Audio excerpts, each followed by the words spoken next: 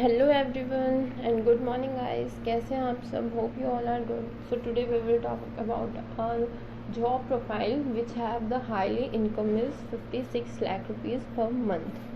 सो ये वाली जो हमारी जॉब प्रोफाइल है ये कॉमर्स साइड से है. या you are correct, it is a company secretary, means CS. So what is CS? Our question is, what is CS? A company secretary is a senior position in a private sector company or public sector organization in large American and Canadian publicly listed corporations. A company secretary is typically named a corporate secretary or secretary. तो हमारी जो company secretary यानी कि CS होती है वो एक senior position है प्राइवेट सेक्टर कंपनी में भी और पब्लिक सेक्टर में भी. पब्लिक के लिए जो ऑर्गेनाइजेशन होते हैं उनमें भी. Large number of Americans and Canadian, यानी कि अमेरिका के लोग और कनाडा के लोग इसमें मतलब इस कॉरपोरेशन में आते हैं. एक कंपनी सेक्रेटरी इस टाइपिकली मतलब कंपनी सेक्रेटरी को कॉर्पोरेट सेक्रेटरी और नॉर्मल सेक्रेटरी भी बोले जाते हैं, यानी कि सेक्रेटरी और कॉर्पोरेट सेक्रेटरी. ओके, नेक्स्ट आता है The CS program offered by ICSI is at 3 levels. यानी कि ये ICSI के थ्रू ऑफर करे जाते हैं CS के प्रोग्राम्स और ये 3 लेवल्स के होते हैं. इनके 3 लेवल होते हैं. पहला होता है foundation programme, executive programme and professional programme. So foundation programme में हमारा क्या क्या आता है? English, business communication, financial accounting, eco and stats, element of business laws and management. ये सारे मतलब कि सब्जेक्ट्स वगैरह या इनके बारे में ये सब पूछे जाते हैं. जैसे कि मान लो हमारा एग्ज़ाम है, आज SST का एग्ज़ाम है हमारा और SST के एग्ज़ाम में ये चीज़ें आनी हैं, ये चैप्टर आने हैं, ये मैप आने हैं. ऐसा ही इसमें होता है फाउंडेशन में, इनके बारे में पूछा जाएगा. ठीक है, और ये सिर्फ एक ही होता है, मतलब फाउंडेशन प्रोग्राम का सेमेस्टर सिर्फ एक ही होता है. नेक्स्ट आता है हमारा एग्जीक्यूटिव प्रोग्राम. इसके 2 होते हैं. जैसे हमारा SA1 SA2 होता है, ऐसे इसके भी 2 मॉड्यूल होते हैं. पहले में ये लोग क्या पूछते हैं? Company account, cost and management, journal and commercial law, tax law, accounting, ये सब पूछते हैं. और सेकेंड है जब हमारे सेमेस्टर 1 में तो ये आते हैं, देन सेमेस्टर 2 यानी कि सेकेंड मॉड्यूल में हमारे ये लोग पूछते हैं company law, secretary law and compliance, eco, labour law, इन सब के बारे में पूछते हैं. मतलब जो भी आपने 11th-12th में पढ़ा है इको कॉमर्स साइड से, आप इको अकाउंट बिजनेस तो ये सब पढ़ते ही. तो जैसे हम इको अकाउंट्स ये सब तो पढ़ते ही हैं, बस इनमें थोड़े से सब्जेक्ट्स हमारे और ज़्यादा थोड़े से ऐड हो जाते हैं, अदरवाइज बाकी सब सेम ही है. ठीक है, अब हमारा आता है थर्ड प्रोफेशनल प्रोग्राम. जैसे कि नाम से पता चल रहा है प्रोफेशनल. इसमें क्या पूछते हैं? ड्राफ्टिंग, अपीयरेंस और pleading, company secretarial practices, corporate restructuring and insolvency, financial treasury and forex management, advance tax law practice, strategic management, alliance, international trade और governance, business ethics and sustainability, due diligence और corporate compliments management. So professional program में हमें इतनी सारी जानकारी, मतलब इतने सारी सब की जानकारी होनी चाहिए. इसका ना कोई स्पेशल से कोर्स नहीं होता, मतलब कि ये इसमें रेगुलर कॉलेज वगैरह नहीं जाते हैं. इस कोर्स को पढ़ने के लिए हमें कोचिंग लेनी पड़ेगी. ठीक है, बिना कोचिंग के कोर्स होगा नहीं. और जैसे नॉर्मली लोग कहते हैं कि टफ है, टिपिकल है, ऐसा है वैसा है, तो अब टफ तो हर चीज़ें होती ही हैं, हमें खुद ही ईजी बनानी पड़ती है हमारी लाइफ के लिए. तो इसलिए पढ़ना पड़ेगा और पढ़ेंगे तो आगे बढ़ेंगे. अब आते हैं हम कंपनी सेक्रेटरी पे. कंपनी सेक्रेटरी का एलिजिबिलिटी क्राइटेरिया, यानी कि कौन कौन स्टूडेंट्स अपीयर कर सकते हैं, क्या क्या हमारे रूल्स होते हैं, इन सब के बारे में. Any student who aspires to become a certificate company secretary must fulfill the given below criteria to pursue the program. यानी कि जो भी स्टूडेंट, कोई भी स्टूडेंट CS का सर्टिफिकेट लेना चाहता है, CS बनना चाहता है, उसको ये जो हम जिनके बारे में मैं बताऊंगी वो क्राइटेरिया, वो प्रोग्राम करना ही पड़ता है. मतलब ये होता है ना, रूल इज़ रूल, ये वाला रूल है यहाँ पर. Minimum qualification is required to register for the first level यानी कि foundation programme of company secretary course is to pass class 12 in any stream including fine arts।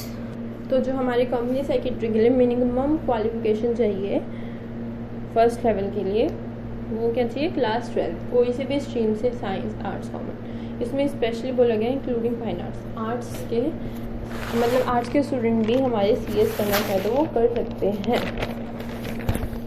For are recognise university और equivalent मतलब, और इसमें एक हमारी शर्त और है, जो स्कूल है हमारा या यूनिवर्सिटी है जिससे भी हमने 12th करी है वो रिकॉग्नाइज्ड होना चाहिए, यानी कि गूगल पे रजिस्टर भी होना चाहिए। रिकॉग्नाइज्ड आता ही है, वैसे तो मोस्टली स्कूल होते ही हैं, एक आधा नहीं होता है, तो वो भी मतलब आप लोग चेक कर सकते हैं। नेक्स्ट आता है हमारा, the candidate who wish to pursue CS after graduation will have to undergo only 2 level exclusive programme and professional programme. जो कैंडिडेट्स चाहते हैं ग्रेजुएशन के बाद CS करना, जैसे मान लो मैंने ग्रेजुएशन कर ली और अब मैं चाह रही हूँ कि मैं CS कर लूँ, तो उन्हें हमारा जो फर्स्ट वाला लेवल है वो नहीं देना पड़ेगा, उनको सिर्फ 2 लेवल जो बच जाते हैं हमारे एक्सक्लूसिव प्रोग्राम और प्रोफेशनल प्रोग्राम, बस यही 2 क्लियर करने पड़ेंगे, ठीक है। और इसमें ना वो होती है, बात भी होती है, जिनको फेलियर से डर लगता है उनको ना ये ऐसे एग्जाम्स नहीं करने चाहिए।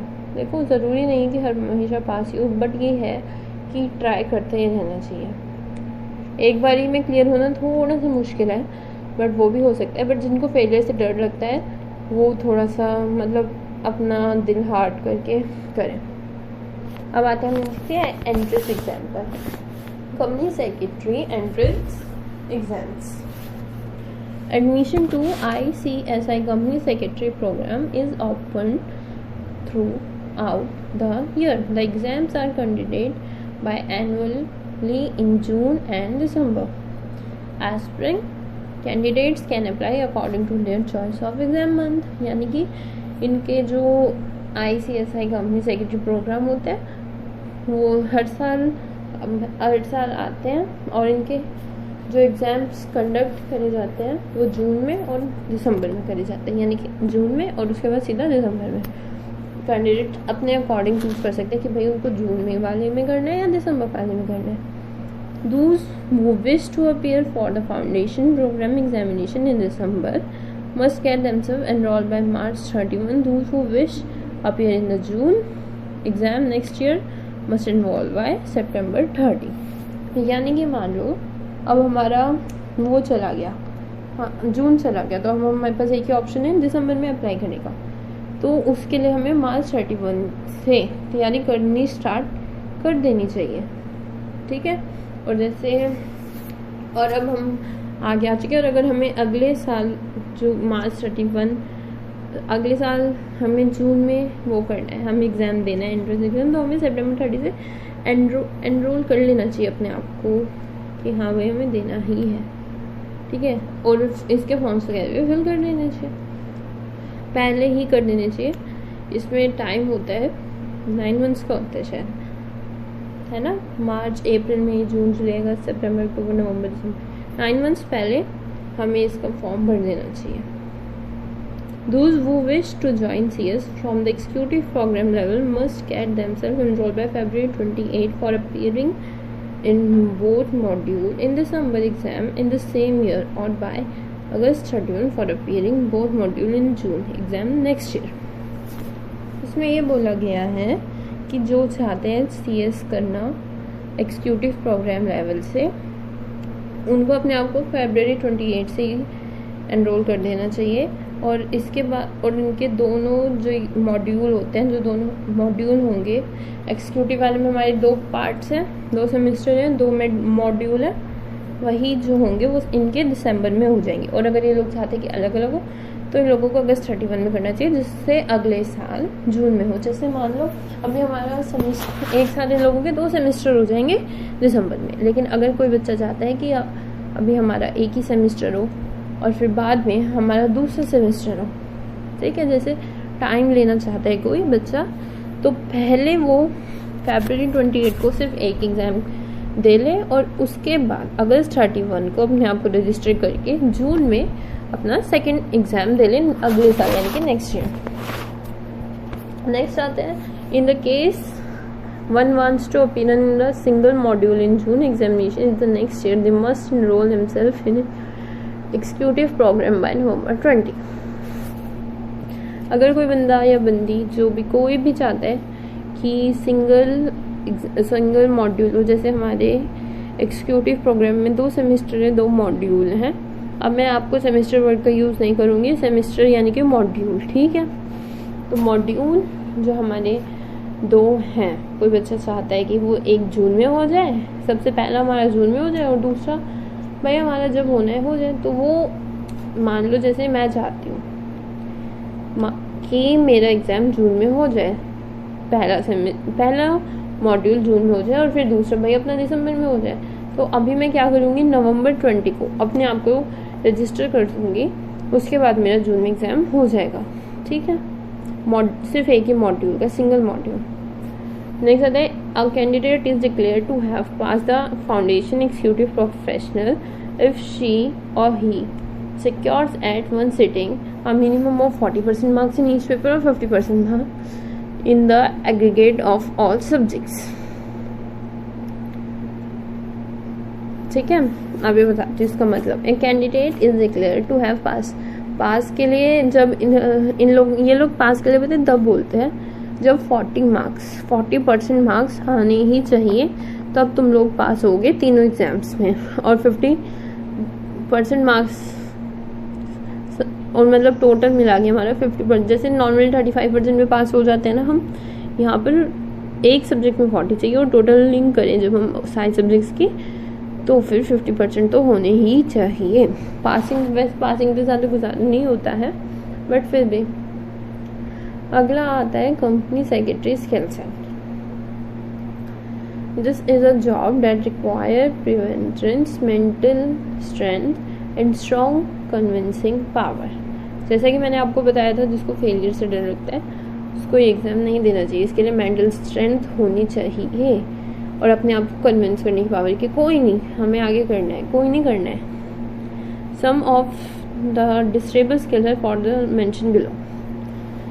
अब इसके स्किल से देखिए, स्ट्रॉन्ग कम्युनिकेशन स्किल में क्या आता है हमारा, एक्सपर्टाइज इन कंपनी लॉ।